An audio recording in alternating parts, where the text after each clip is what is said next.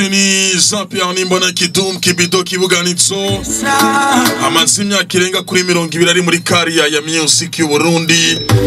Ni Jean-Pierre Nimbona Kidum Kibido Kibuganitso asanzwe akorera akazi kiwe ku muziki hanze y'u Burundi, ugasanzwe agakorera neza na neza mu gihugu ca Kenya mu gisagara ca Nairobi, ari kumwe na bendi we yose ya Boda Boda Band.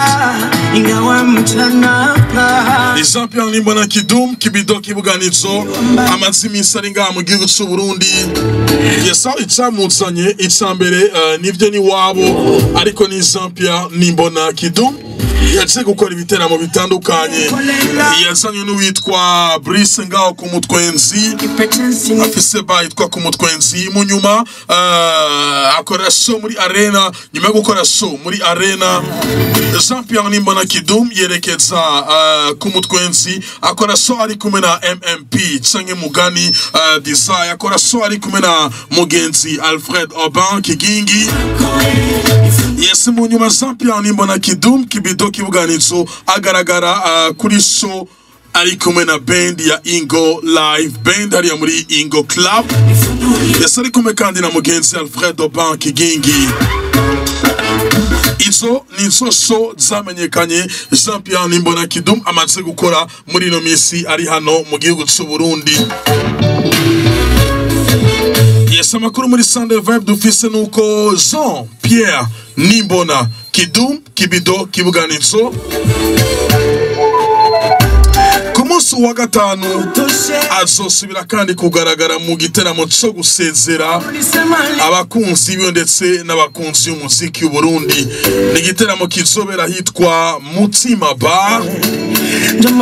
Yasandetse amaze kumenyesha ati baguma bansaba ati aro Kidum uratsari Burundi ndatsari nga, baguma bansaba ari benshi yuko nokora show yo gusezera nanze kubera mfise urukundo rwinshi ku Barundi, ari nabo bashe gutuma ngera aho ngeze no munsi. Sinosubira muri Kenya nabahaye akantu ka nyuma, babwita akantu ka bye bye ka au revoir.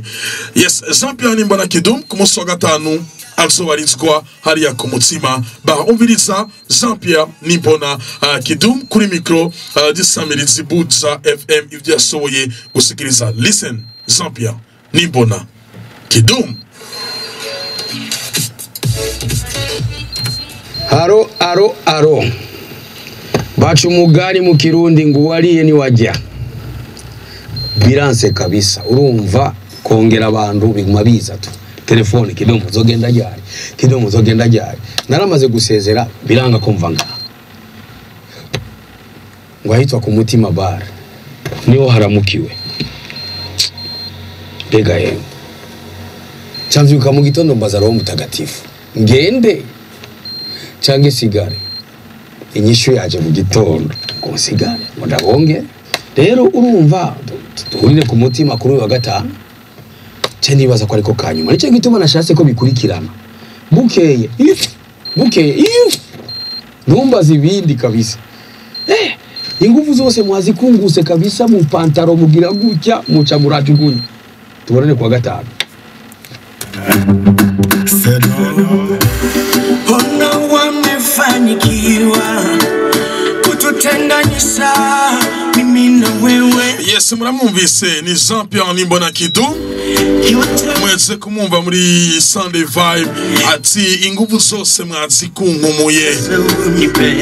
Nise ndabaza Roho Mutagatifu ngende canke sigare. Mu gatondo Roho Mutagatifu ati sigara ubongera kanyuma. Metsetse ni fyo, metsetse ni fye, metsetse ni ra, metsetse ni uya. Yes, dukora ku munsi wa gatanu Jean-Pierre Nimbona Kidum Kibido Kibuganitso azwari kuri Mutima Bar. Yes, ari kumwe na Boda Boda Band. Yes, ari konsole na karaoke ya Blackstone igizwe na ba Bravo Elvis, Blaze Loy yatahukanye kibanza ca kabiri muri Prix Musique, umige marimba neze twa Chance Baby n'abandi bagiye batandukanye. Ni ku munsi wa gatanu igenekerezo rya 23 ukwezi kw'icumi hariya kuri Mutsima Bar de 17h jusqu'à l'aube, hein? Yesa kwinjira ndetse ari ibihumbi 10, couple ibihumbi 15 nk'uko amiponze ndi kumwe avec elle, Mama Yak, avec elle, avec elle, avec elle, avec elle, avec elle, avec elle. Yes, Nuko. Sandy à 15 balles. Yes, muge VIP, ils ont arrivé 20 000. VVIP, ils ont arrivé 500 000 ariko. Autant de 500 000 wazoguha. Henken Chumi, bouteille à 20, Zilken na Coca, TV. Nuko izemeze kumusoga tanhori kuri Mutsima Bar. Jean-Pierre Nimbona Kidum, ikindi gitara mu Sugusezera abakunzi biwe. Listen to this summer. I'm back again, Bandanye Nibindi. Of course, my name is Army Pro, the MC. The Electricity, the MVP, Ambassador of Getso, Voice of Money.